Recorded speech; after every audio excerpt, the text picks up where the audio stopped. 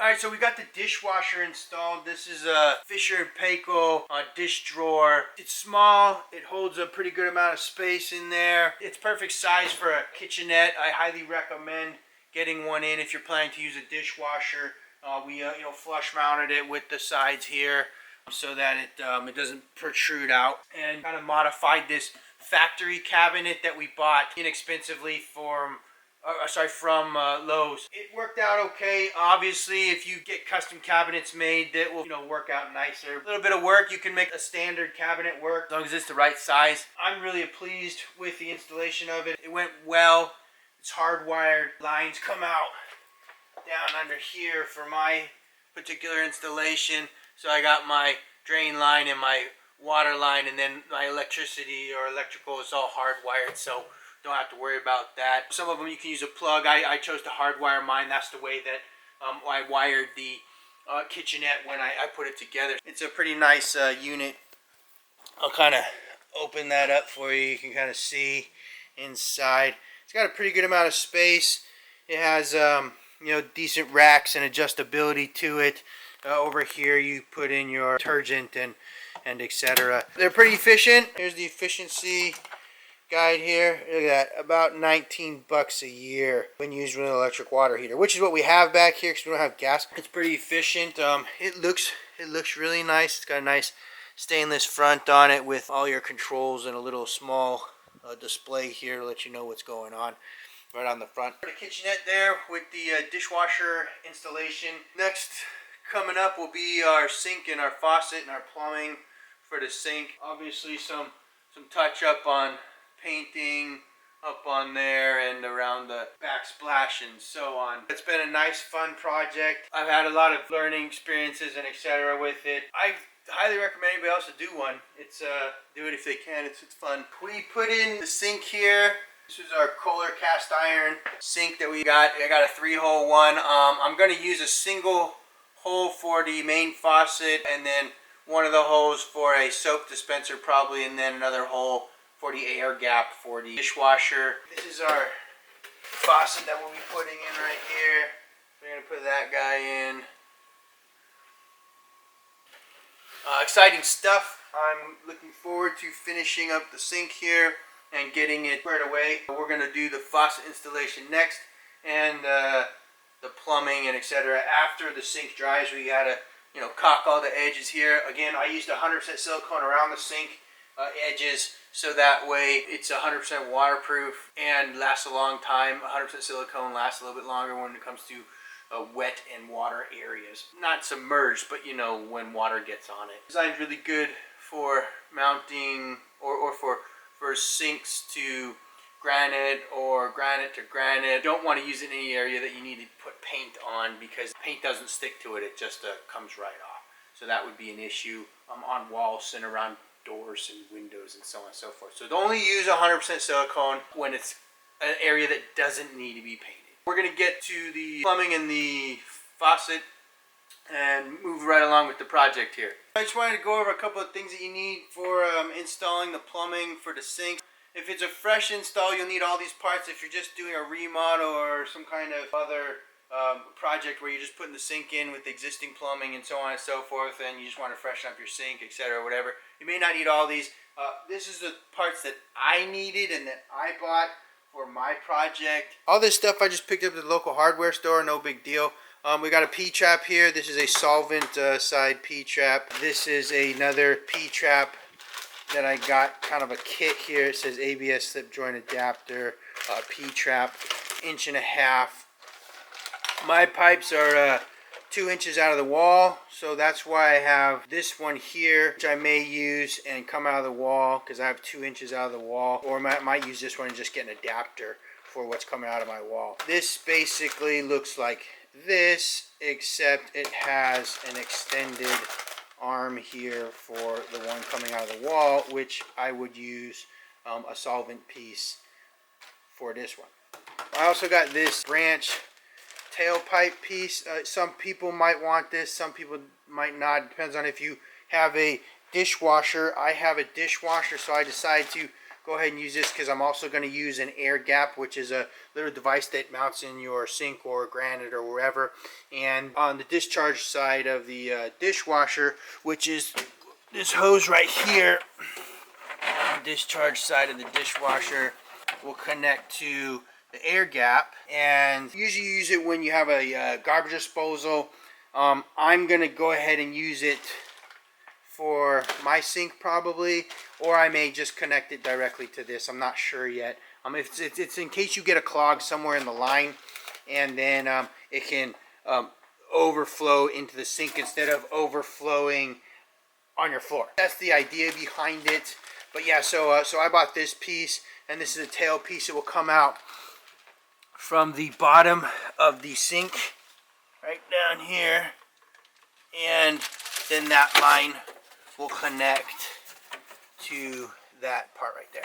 It will just connect with some simple hose clamps. So I bought a little baggie of hose clamps because I don't know if I'm going to use more than one with the air gap or not, but little baggie was kind of it's pretty inexpensive, so I just went ahead and got the whole baggie. I got two different types of sink drains. One is a screw type locking mechanism, so when it goes through the sink, then you use this collar and then tighten those down to tighten it up. The other kind that I got, I believe they call this a slip nut type, and it's because this ring here kind of screws. You can see the threads. It kind of screws around the bottom, so you'll sit this in here. This will come up from the bottom, and then you'll screw that up that way. Either one works probably just as good as the other. It's just up to you, your personal preference. It's not a big deal. I also got this tail piece. I have a pretty big height difference between my drain back there and the bottom of my sink, so I may or may not need a piece of this to get it lined up properly. So that's why I bought that. Again, I may or may not need it. I just didn't want to have to go back. So those are roughly the things you need to install a new sink in new construction. A lot of these parts you would use again if you were installing a sink in old construction as well, or just doing a sink replacement. I couldn't tell you exactly which ones you'd want to replace and which ones you wouldn't. I would probably always replace your sink drain, just because it's going to be, new gaskets and everything, no leaks. A lot of your plastic pipes, if you have good condition ones down there, may not be necessary to replace those. They last a pretty long time. But again, it's up to you if you just want to go ahead and replace everything and make sure that it works well for many years to come without leaks. That may be something that you want to do, which means you probably use most of the stuff that I got. However, if you want to do it, is fine. These are just the way that I decided to do it. These are the things that I needed for my project. So we're going to go ahead and start fitting some of these things together. I decided to go with a little different design. I mean, not a little different design, but one of the two ways that I was talking about for the plumbing underneath the sink. And that is that, so I have this piece, which is basically just a 2-inch to 1.5-inch adapter, which will go into here. And I was going to use this piece to put in there to bring it down to 1.5 inches, or because my pipe out of the wall is 2-inch, by the way, or I was just going to connect this directly to there, then just solvent it together. But my thinking is that if I use this piece and solvent it to the wall, you can't ever service that piece. So if any damage happened to this pipe between there and there, it wouldn't be able to be serviceable. If I use this adapter and stick it right on the wall, solvent that in, then it's just the adapter that is there. And then this piece will connect, this piece will go inside there, and that will be solvented. And then this will connect onto there, and that will come right out of the wall. And then my P-trap will sit below that. It will sit like this. And I think that's better because then the whole thing will be serviceable except for this piece here coming out of the wall. Whereas then all this wouldn't be serviceable, anything beyond here. So that's why I decided to go ahead and do that. You can use either one, it's up to you. It's just whether or not you want it to be serviceable later on in the future. I mean, in theory, it should never really break, but you never really know. So I just decided to go ahead and go that route and make mine serviceable. We need some primer here and some ABS glue because the black pipes are ABS and they usually are for drain and waste. But white pipes can be used also, but white pipes are PVC, so you don't want to use ABS cement on PVC. That's not really going to work too well. Well, it's not designed anyways. I don't know how well it's worked. I've never done that before, but anyway. So basically, we take this primer and we just kind of clean it up in there and swoop that around a few times, and then on all of our joints. So we're going to do it around this portion of our adapter and just make sure that we get it nice and clean on there. That's what the primer's for. We also want to do it on our slip to threaded and on our inside of our adapter as well. After we do that, close that up and get our black ABS glue. And so we're just going to put this right around the outside ring and around there, and just snug that into there. We do the same thing for our solvent connection to the inside and our mating surface of our adapter, and just go ahead and cinch that into there as well. It dries pretty quick, so you got to kind of work quickly with it. Don't like put glue on all the connections and try to fit them together. That will definitely cause an issue. That's how you kind of put those slip connections and solvent connections together. We got our adapter from 2" to 1.5" and our 1.5" slip to or solvent to thread it. Go. We're going to move along with the rest of the building of the pipes down here for the sink. The next step after we did the drain part down there, attaching it to the wall, etc., is we're going to move up to the top here and get our sink drain. So basically what we wanted to do was get some of this plumber's putty stuff right here, roll it out, knead it onto the bottom side of the sink drain lip. Then what we'll do is we'll just set it in our sink like that, kind of get it a little even, push it down just a little bit. We will take our rubber gasket, put that on, and then little paper kind of gasket. This is actually more like a washer.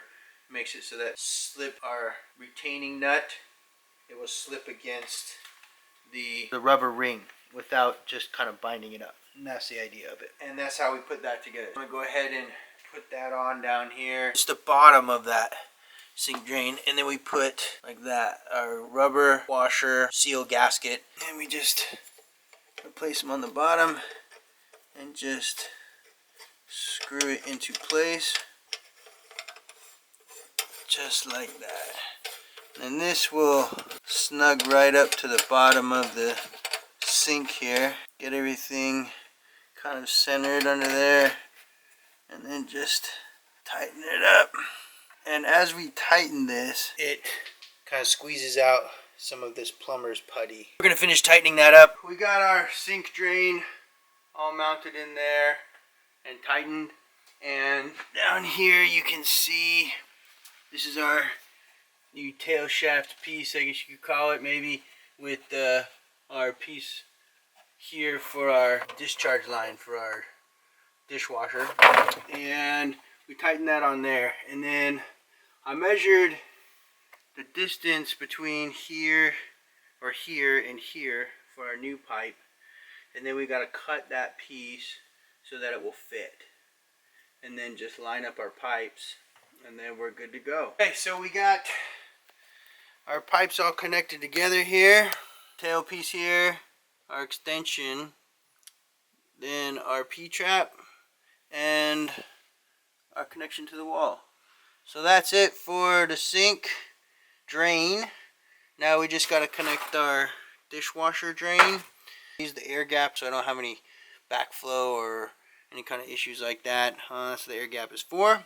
We're going to put that in. We ran into a little problem with the air gap. One of the gaskets is damaged, so we can't put it in. So we'll have to get a new one of those before we can put it in. But here's the faucet and the soap dispenser, and then this will go to, you know, the air gap for the discharge on the dishwasher once we get that new gasket. But that's pretty much it right there. That's the finished product for the faucet and sink installation. One thing, it definitely helps to have a second set of hands on the faucet installation. It helps for someone to be able to hold it and align it while somebody below is tightening the nut. It's definitely a challenge without someone help, but it's not impossible. I did it myself. I've done a few faucets, but it would have been significantly easier with someone to help align it while I'm tightening it. With that said, everything looks pretty good. I put some water in the sink. I'm going to see if it ends up leaking down below right around this ring here. If it doesn't leak anything overnight, then it's good to go. So I'm going to leave that, clean this stuff up, and head out and grab a piece for the air gap, the gasket there, and then finish installing that. So that's pretty much the kitchen. We will get some knobs and pulls and stuff like that and put those all in. I got the parts that we needed. A new one of these air gap devices. The other one I bought, this little nut here, was fine, but it was missing the washer to keep it sealed. So we just got a whole new one of those, and we got this little branch connection here, which is going to go onto the end of here and then connect to our tailpipe that we put in right here. Part of our pipe installation. So we're going to go ahead and connect that up there and get that finished up so we can finish our sink installation project. Alright YouTube, so this is what it looks like when we're done with all the pipes. So we've got our drain line over here that goes up to our air gap, and that's that coupler piece that I bought. And then we've got our dishwasher end, which goes up here to the other side of our air gap. You guys see that? So we got air gap there, and then it comes into here, connects to our sort of tail piece over here, and the rest of our plumbing. Then our main water line into the dishwasher is here, which is a hot water line. We use a little adapter on there, and that's all good now. And there's our sink, and water runs. Everything's looking good on there. This is our air gap piece over here. This is the part where if there, for whatever reason, got a clog in this tailpipe area, it would flow up into here and come out into the sink instead of back up and then go onto the ground, which we don't want. So that's the entire process that we got done there with our dishwashing drawer and our sink, our faucet, our nice soap dispenser, and our air gap. Thanks for watching. I hope you guys are having a great day. I hope you guys enjoy what you enjoy doing, and I will see you guys a little bit later on the channel. And click one of these other DIY projects that I do if you're interested.